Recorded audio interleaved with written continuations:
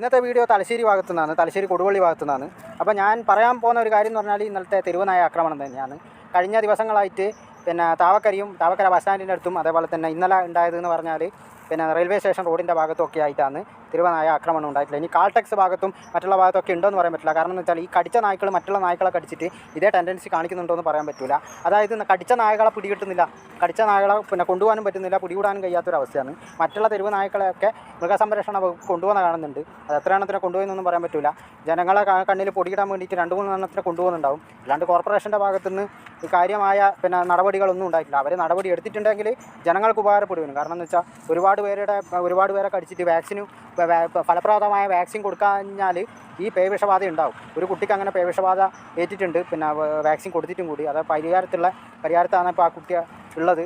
നില ഗുരുതരായിട്ടാണ് കാണുന്നതെന്നൊക്കെ പറഞ്ഞിട്ട് ഇപ്പോൾ ന്യൂസ് കാണുന്നുണ്ട്. SM പാർക്കിൻ്റെ ഭാഗത്തു നിന്നാണ് ആ കുട്ടീനെ നായ കടിച്ചത് കഴിഞ്ഞ ആഴ്ച.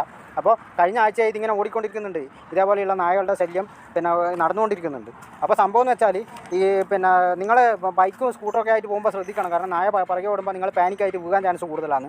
അപ്പം മാക്സിമം എന്ന് വെച്ചാൽ നായകൾ ഉള്ള ഭാഗത്തു നിന്ന് മാറി നിൽക്കണം. നായകളെ അടുത്ത് പോയിട്ടൊന്നും നിൽക്കാൻ പാടില്ല. അതേപോലെ തന്നെ ഫുഡ് കൊടുക്കുമ്പോൾ ഒക്കെ ശ്രദ്ധിക്കണം. കൊടുത്തിട്ട് അവസാനം നമ്മളെ തന്നെ പിടിച്ച് കടിച്ചിട്ടുണ്ടെങ്കിൽ ഒന്നും പറയാൻ പറ്റാത്ത അവസ്ഥയാണ്. പേയുള്ള നായ്ക്കൾ ഇങ്ങനെ ചെയ്യുന്നുണ്ടോ എന്നുള്ളത് ഇപ്പം എന്നാ പറയണ്ടേ, 2 ദിവസമായിട്ട് ഇങ്ങനെ തോന്നുന്നുണ്ട്. എന്തായാലും പേയുള്ള ലക്ഷണങ്ങളിൽ ഇങ്ങനെ കാണിക്കുന്നുണ്ടോ എന്ന് നമുക്ക് പറയാൻ പറ്റില്ല. അപ്പോൾ നമുക്ക് എവിടെയെങ്കിലും ഇത് നായ ആക്രമണം ഉണ്ടെങ്കിൽ ആ സ്ഥലങ്ങൾ കറക്റ്റായിട്ട് നിങ്ങൾ എല്ലാവരോടും ഷെയർ ചെയ്യണം. ഇതേപോലെ വീഡിയോ എടുത്തിട്ടോ അല്ലെങ്കിൽ ആ ഒരു എന്നാ പറയണ്ടേ ആ വീഡിയോസോ എങ്ങനെയെങ്കിലും മറ്റുള്ളവരിലേക്ക് എത്തിക്കണം. വോയിസ് മെസ്സേജ് ആയിട്ടോ വാട്സപ്പിലോ എങ്ങനെ